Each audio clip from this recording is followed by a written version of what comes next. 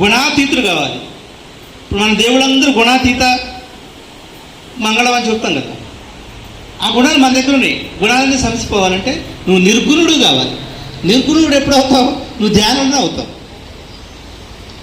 నీ అన్ని కడుక్కుంటూ ధ్యానం చేస్తే వస్తుంది, మనలో ఉన్న మంచి చెడు తెలుస్తుంది అనుకుంటున్నాం కదా.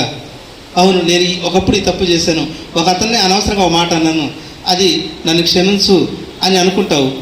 ఒక్కొక్కటి వాసన, ఒక్కొక్కటి గుణాన్ని వదిలిపెట్టేస్తావు. నువ్వు నిర్గుణుడు అవుతావు, సాక్షితత్వుడు అవుతావు. అప్పుడు నువ్వు ఆత్మకి జీవుడికి దగ్గరగా ఉంటావు. ఆ మనసు అనేది పునీతం అయిపోయింది, కర్మ ప్రక్షాళన జరిగిపోయింది. అందుకని సార్ అడిగిన దానికి ఇంత సబ్జెక్ట్ వచ్చింది. సార్కి ఒకసారి ధన్యవాదాలు తెలుపుకుందాం. అలా అడగాలి, ఏదో ఒకటి తెలిసింది చెప్తాం, తెలియకపోతే తెలియదని చెప్తాం, అంతే కదా. అందరికీ సమస్య కదా. మన ఆత్మగా వచ్చినప్పుడు కర్మ ఎక్కడ అంటుకుంది? అర్థమైంది. దీంట్లో ఏమైనా మా డౌట్స్ అని ఉంటే అడగండి. ఇప్పుడు చెప్పిన దాంట్లో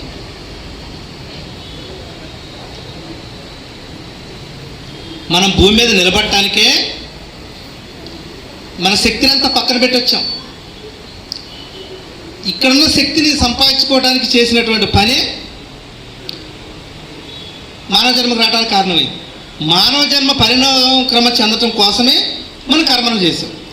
కర్మను చేసామని కడుక్కోవడం కోసమే మనం జ్ఞానయోగాన్ని పట్టుకున్నాం. చూడండి, భగవంతుని పక్కన పెట్టి కిందకు వచ్చినాక భగవంతుని పట్టుకోవడం అంటే ఇదే. అంటే అనేక జన్మల తర్వాత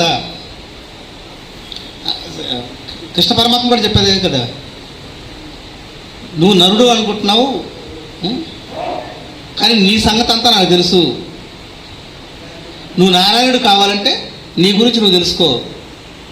యోగిక అర్జున అంటాడు. యోగు అయితే అప్పుడు నువ్వేంటో నీకు అర్థమవుతుంది, అంతే కదా. ఆయన ఏం చెప్పాడు? ఎట్లా చంపాలి వీళ్ళందరినీ అని చెప్పేసి ఫస్ట్లో ఏమనిపించింది ఆయనకి? వీళ్ళు నా రాజ్యాన్ని కొట్టేశారు, మమ్మల్ని అడవులు పాలు చేశారు, మమ్మల్ని వెళ్ళాల్సి వస్తున్నారని చెప్పేసి అనుకున్నాడు. వాళ్ళు ఎదురు లేరు కాబట్టి ఆ ఆలోచన తనకి కోపాన్ని, ఆవేశాన్ని గురి చేశాయి.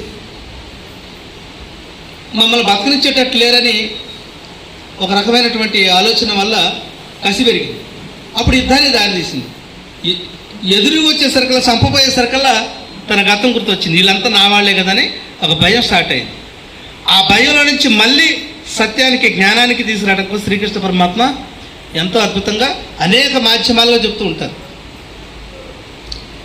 నువ్వు దీనికోసం వచ్చావు.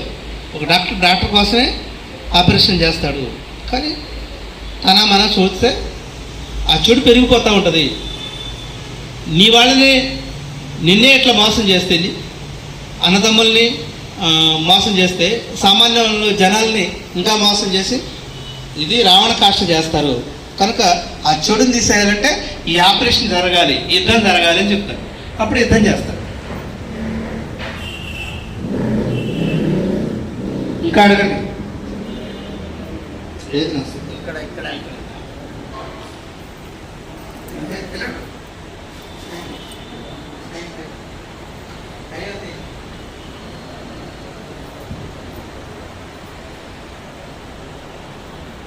కనుక మన జీవితంలో ఎక్కువ శాతం జీవితం నీవు ఆత్మని ఏకం వైపు చెప్పగలిపిస్తుంది. మనసు తనకు కావాల్సిన దానికోసం వెతుకులాటం దొరకనప్పుడు అనిపిస్తుంది. ఎప్పుడు అద్భుతంగా అనిపిస్తుంది అంటే, ప్రతి విషయాన్ని నేను అనుభవంగా తీసుకుంటున్నానని ఎప్పుడైతే నువ్వు వెతుకుతూ ఉంటావో ప్రతి జీవితం అద్భుతంగా ఉంటుంది.